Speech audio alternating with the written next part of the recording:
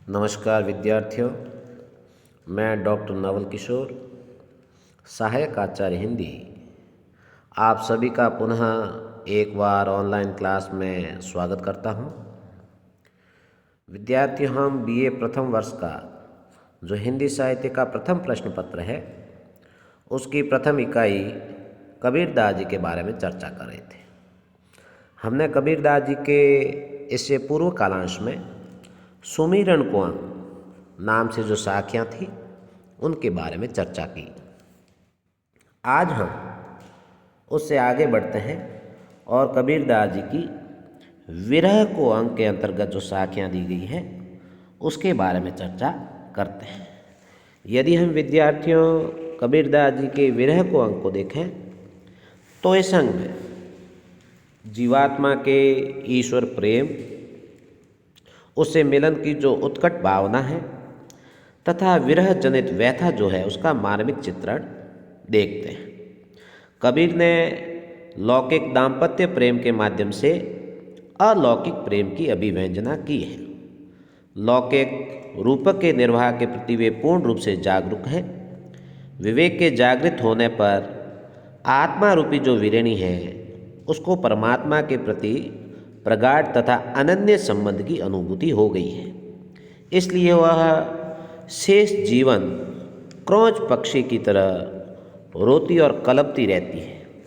विरह की ज्वाला से जलती हुई आत्मा अपनी व्यथा को अनेक रूपों में व्यक्त करती है और उसी का चित्रण कबीरदास जी ने अपने इस विरह को जो अंग है इसके अंतर्गत विभिन्न साखियों में करने का प्रयास किया है। देखते हैं उनकी जो पहली साखी दी गई है विरह को अंग में, उसमें वे क्या कह रहे हैं। पहली साखी में कबीरदास जी कहते हैं, अंबर कुंजा कुरलियाँ गर्जी भरे सब ताल, जिनि थे गोविंद बिछुटे तिनके कौन हवाल। अंबर से तात्पर्य आकाश, कुंजा क्रौंच पक्षी को कहते हैं, कुरलियाँ अर्थात क्रंदन करना, ताल से मतलब है तालाब या जलाशय। कबीरदास जी कहते हैं कि आसमान में क्रौंच पक्षी ने विरह व्यथा से करुण क्रंदन किया। कुंजा अंबर आकाश में जो कुंजा क्रौंच पक्षी है, कुरलियाँ वो क्रंदन करता है विरह से, व्यथा से, और उससे द्रवित होकर, विचलित होकर गर्जी भरे सब ताल, जिससे विचलित होकर बादलों ने गरज कर सभी जो जलाशय हैं, तालाब हैं, उनको भर दिया है। आगे कबीरदास जी एक प्रश्न हमारे लिए छोड़ते हैं कि जिन थे गोविंद बिछुटे तिनके कौन हवाल। जिनसे गोविंद अर्थात परमात्मा प्रभु ईश्वर वो बिछुड़ गए हैं, विमुक्त हो गए हैं, उनका क्या हाल होगा। तो इस प्रकार से विद्यार्थियों कबीरदास जी प्रथम पंक्ति में तो एक वियोगी पक्षी की दीनता भरी पुकार और उसके प्रभाव को व्यक्त करके दूसरी पंक्ति में एक प्रश्नवाचक चिन्ह छोड़कर चुप हो जाते हैं और राम वियोगी की जो विरह व्यथित पुकार की प्रभावात्मक तक के अनुभव को पाठकों की संवेदना पर छोड़ देते हैं।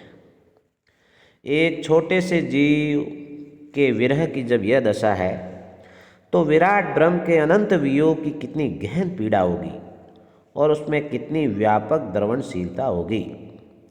यदि क्रौंच के क्रंदन करने से बादल बरसता है तो वियोगी आत्मा के कूकने से अपार आनंद रस की वर्षा क्या नहीं हो सकती, जिससे कि संपूर्ण सृष्टि की रिक्तता पूर्ण हो जाए, दूर हो जाए। इसी प्रकार का भाव यहाँ पर कबीरदास जी ने अभिव्यक्त किया है। और साखी के प्रथम चरण में तो विभावना और दूसरे चरण में हम देखते हैं तो वक्रोक्ति का यहाँ पर चमत्कार या विधान हमें दिखाई देता है। अगली साखी की तरफ बढ़ते हैं। अगली साखी में कबीरदास जी कह रहे हैं, वासुरी सुख ना रैणी सुख, ना सुख सुपने माही, कबीर बिछुटिया राम सू, ना सुख धूप न छा। वासुरी से तात्पर्य है दिन और रैणी से तात्पर्य है रात।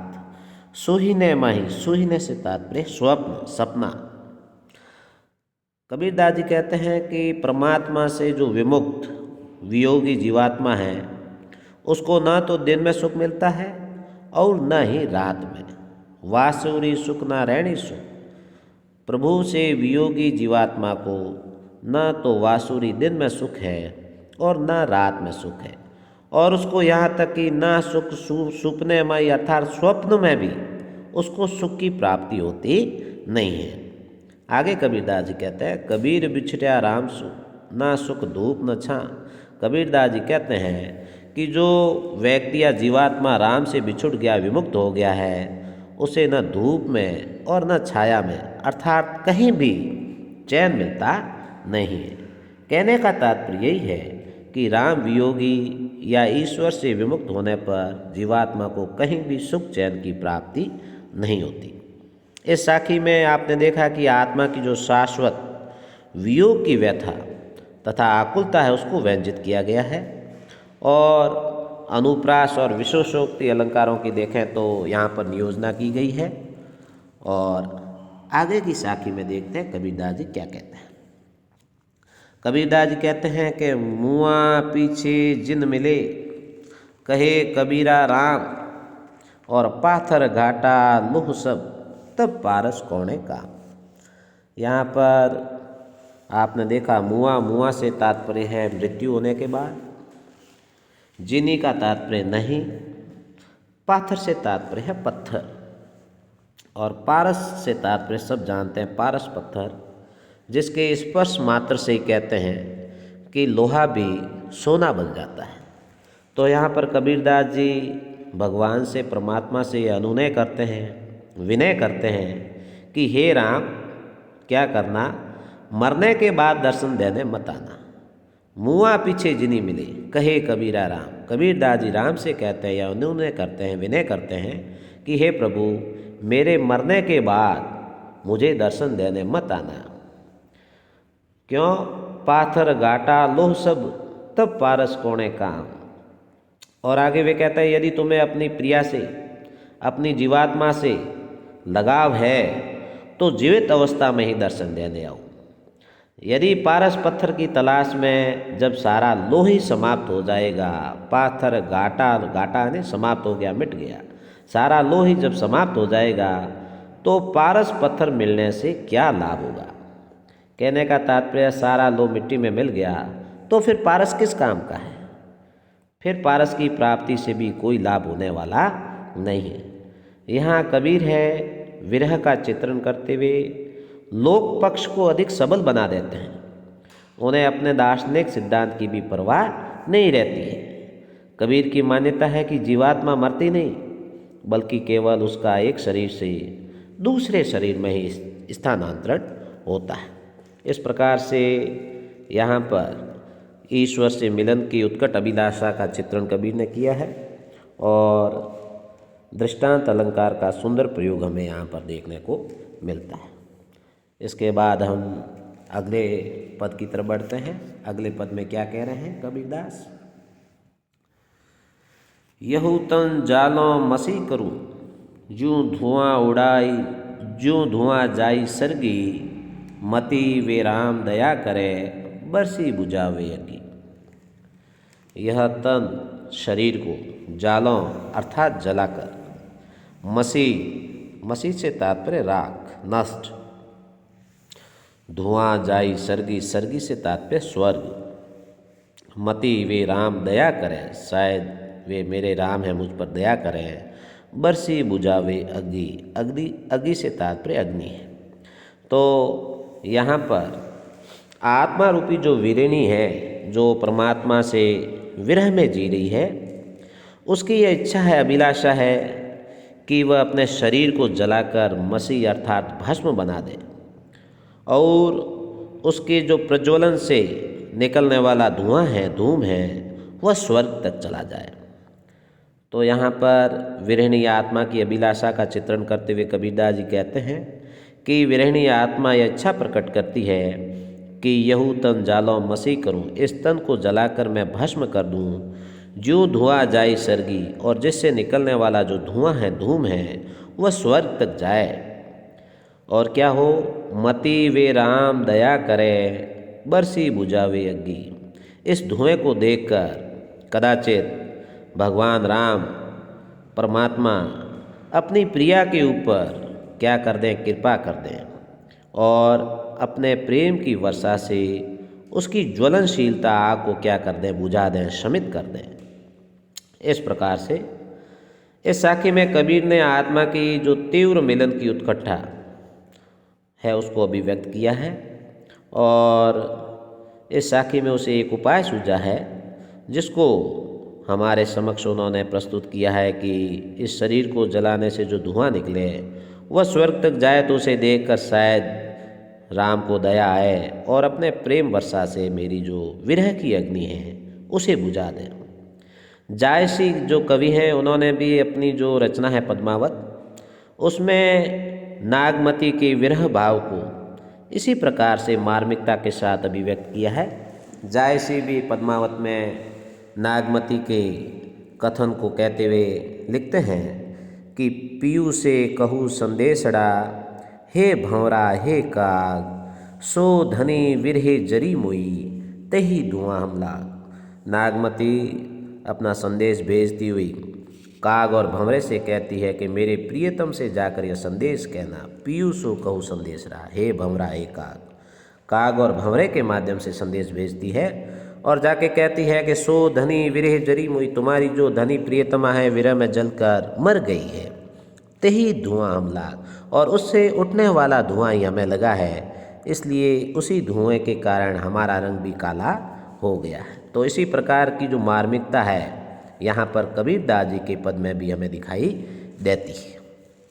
अगले पद की तरफ बढ़ते हैं, अगली साखी की तरफ बढ़ते हैं। जिही सिरी मारी काली, जिही सरी मारी काली, सो सर मेरे मन बस्या, तिही सरी अजहू मारी, सर बिना सच पाऊँ नहीं। जिही सरी, सरी से तात्पर्य बाण, सर बाण से है। बस्या अर्थात बस गया, प्रिय हो गया है। अजहूँ आज भी, और सच पाऊँ नहीं, सच से तात्पर्य सुख, सत्य।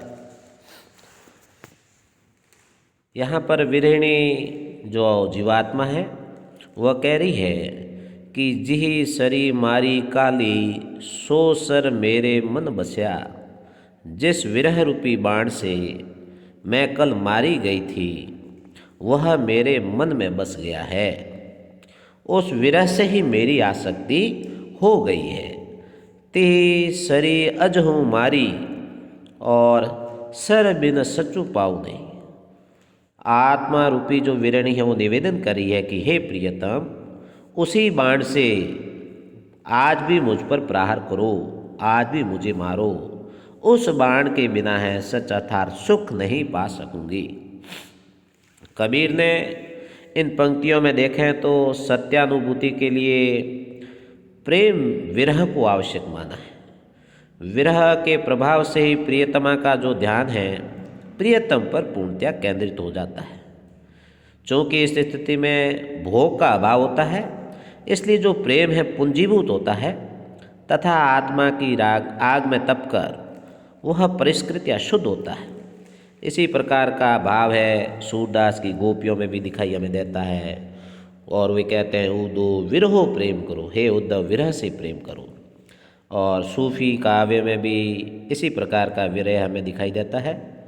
और हम देखें कि इस पूरे पद में अनुप्रास की योजना से जो पद की सौंदर्यता है वह बढ़ गई है। अगले पद की तरफ बढ़ते हैं। विरह भुअंगम तन बसे, मंत्र न लागे कोई, राम वियोगी ना जीवे, जीवे तो बोरा हुई। भुवंगम से तात्पर्य सांप, सर्प, और बोरा, बोरा अर्थात पागल। और यहाँ पर कबीरदास जी एक बताना चाह रहे हैं कि कोई भी राम भक्त है वह राम के वियोग में नहीं जी सकता, और जीता है तो उसकी स्थिति भी उस पागल के समान हो जाती है। कबीरदास जी कहते हैं कि विरह भुवंगम तन बसे, विरह का जो सर्प है, सांप है, वो शरीर के अंदर निवास कर रहा है और मंत्र न लागे कोई, जिस पर किसी तरह का कोई भी जो मंत्र है वह लगता नहीं अर्थात लाभप्रद हो नहीं पा रहा है। इसलिए राम से वियुक्त जो आत्मा है वह जीवित नहीं रह पाती। राम वियोगी ना जीवे, राम से वियुक्त आत्मा है या राम से विरह में आत्मा है वो जीवित नहीं रह पाती, और जीती भी है जीवे तो बुरा हुई, और यदि जीवित भी रहती है तो वह पागल हो जाती है। सामान्यतः आप देखते हैं कि सांप है बाह्य अंगों को डसता है जिस पर मंत्र आदि कामयाब हो जाते हैं, किंतु राम का जो विरह है सर्प, वह विरह सर्प है शरीर के अंदर प्रविष्ट हो गया है और वहाँ पर लगातार क्या कर रहा है, विरहिणी आत्मा को डसता रहता है। इसलिए तंत्र मंत्र का भी उसके ऊपर कोई प्रभाव नहीं होता। राम का वियोगी उसी तरह से नहीं जीता जैसे सामान्य आदमी जीते हैं, वहाँ तो जीवन मृत हो जाता है, उसके व्यवहार भी संसार के व्यवहार से मेल खाते नहीं हैं, और इसीलिए लोग उसे क्या समझते हैं, पागल समझते हैं। तो पूरे पद में सांग रूपक अलंकार का सुंदर प्रयोग है, और राम के वियोग को यहाँ पर कबीरदास जी ने प्रभावात्मक रूप से प्रकट करने का प्रयास किया है। इसके बाद हम अगली साखी की तरफ बढ़ें तो अगली साखी में कबीरदास जी कहते हैं, सब रंग तंत रबाब तन बिरह बजावे निज, सब रंग तंत रबाब तन बिरह बजावे निज, और न कोई सुनी सके के साईं के चित्त। सब रग, रग से मतलब रगें शिराएं, रबाब, रबाब एक प्रकार का, एक विशेष प्रकार का वाद्य है, और विरह बजावे नित, जिसे सदैव ही विरह बजा रहा है, और न सुनी सके, सुनी से तात्पर्य सुन, और कोई सुन नहीं सकता, कौन सुन सकता है केवल उसको, के साईं के चित्त, के साईं या तो उसे साईं परमात्मा ईश्वर ही सुन सकता है, या जो साधक का चित्त है वही उसे सुन पाता है। तो इसमें कबीरदास जी आत्मा रूपी विरहिणी का वर्णन करते हुए कहते हैं कि आत्मा रूपी जो विरहिणी है वो कहती है कि जो मेरा शरीर है वह शरीर रबाब नामक वाद्य बन गया है। रबाब तन शरीर है वो रबाब नामक वाद्य बन गया है, और मेरी जो सभी शिराएं हैं, नसें हैं, रगें हैं, वे इसके तांत है, तंतु हैं, धागा है जिससे वो बजता है। रबाब को विरह है वो नित्य प्रेम का राग बजाता रहता है, विरह बजावे नित्य, और विरह उसे नित्य ही बजाता रहता है। इस वाद्य से या इस वाद्य यंत्र से निकलने वाले जो राग हैं, जो ध्वनि हैं, उसे या तो स्वामी ही सुनता है या फिर साधक का चित्त ही उसे सुन पाता है। और न कोई सुनी सके के साईं के चित्त, इससे निकलने वाले ध्वनि और राग को और कोई नहीं सुन सकता, केवल परमात्मा प्रभु स्वामी या फिर जो साधक है साधना करने वाला, उसका चित्त ही उसे सुन पाता है।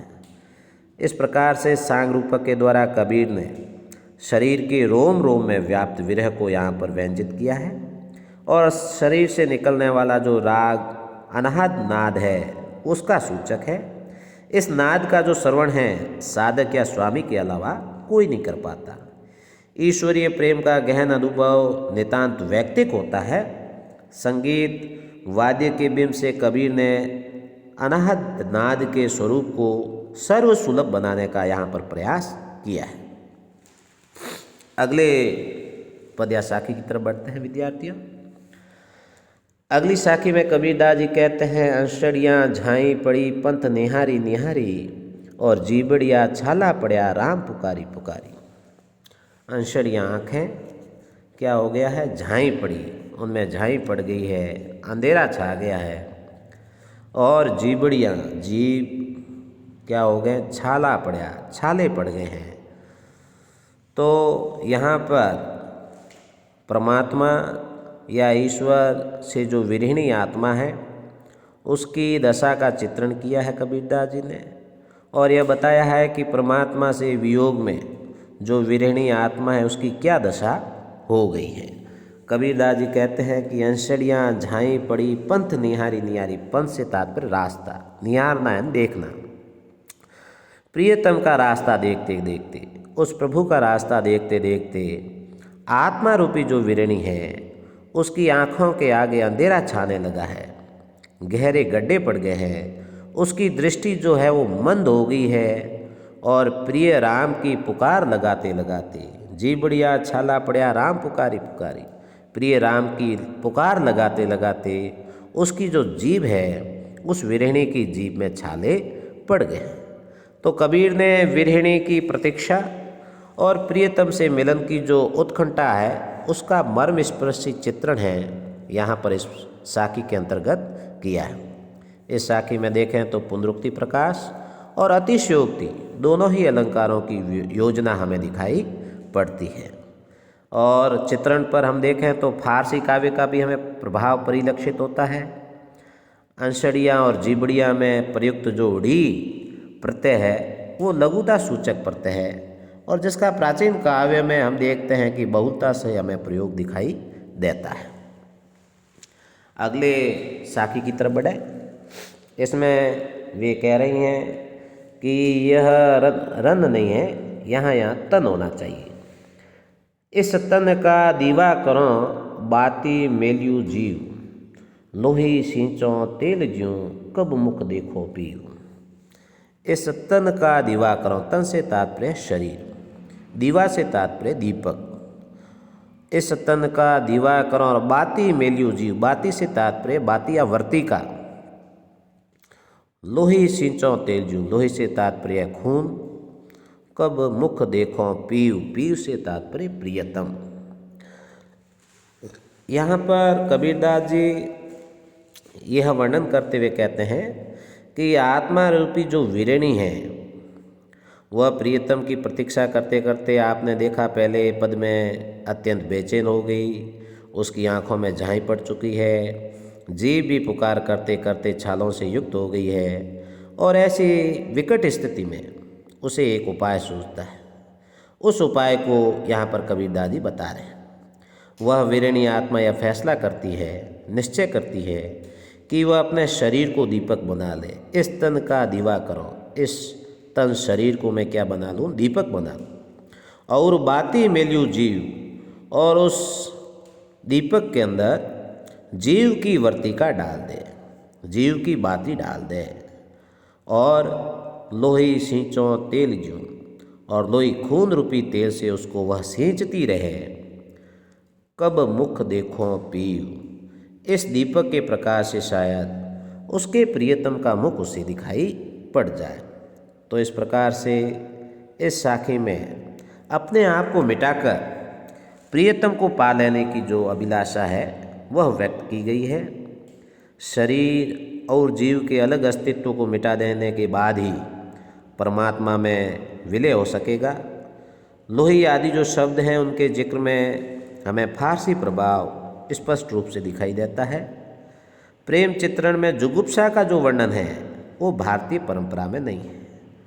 रक्त, लोही ऐसे जो शब्द हैं इससे रस परिपाक में बाधा उत्पन्न होती है। और पूरे ही पद में हम देखें तो रूपक, उपमा आदि जो अलंकार है वह इसको और भी सशक्त बना देते हैं। अब हम जो विरह को अंग है इसके अगले पद की तरफ बढ़ते हैं, या यूँ कहें कि हमारे पाठ्यक्रम में दिए गए अंतिम साखी की तरफ बढ़ते हैं। और उसमें कबीरदास जी क्या वर्णन कर रहे हैं तो देखते हैं। के विरहिणी को मीच दे के आपा दिखलाए, आठ पहर का दाक्षिणा मुँह पे सहा न जाए। कबीरदास जी कह रहे हैं कि विरहिणी को मीच दे, मीच से तात्पर्य मृत्यु, मौत। आपा अपना स्वरूप,